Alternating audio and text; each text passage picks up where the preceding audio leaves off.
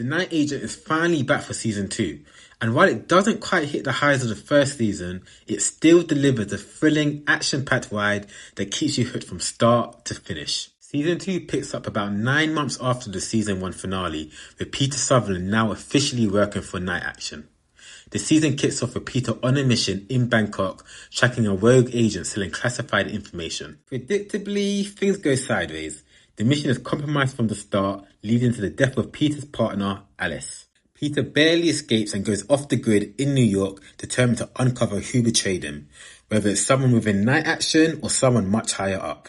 From there, the show unravels a much bigger conspiracy involving foreign nations, information brokers, and international terrorists. As you would expect, a lot happens across the 10 episodes, and for the most part, the pacing, action sequences, and mystery works really well.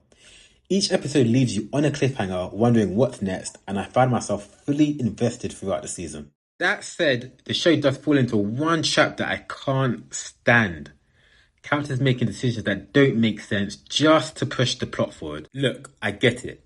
It's an international conspiracy thriller, so I'm not expecting realism all the time. But there's a fine line between suspension of disbelief and moments that completely break immersion.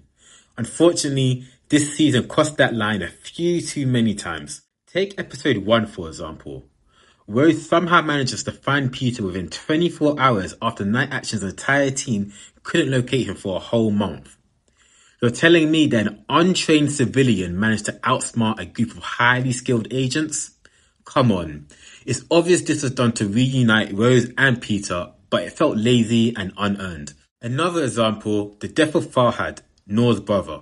Sammy, an elite agent directly recruited by the head of Night Action, is clearly skilled enough to dodge Farhad's shot easily and could have incapacitated him.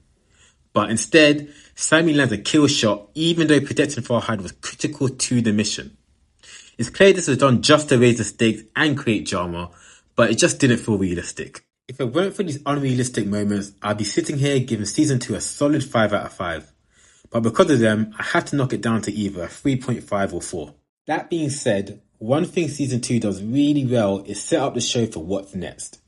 Netflix has already greenlit The Night Agent for season 3, and the final moments of this season drop some big hints about where the story is headed.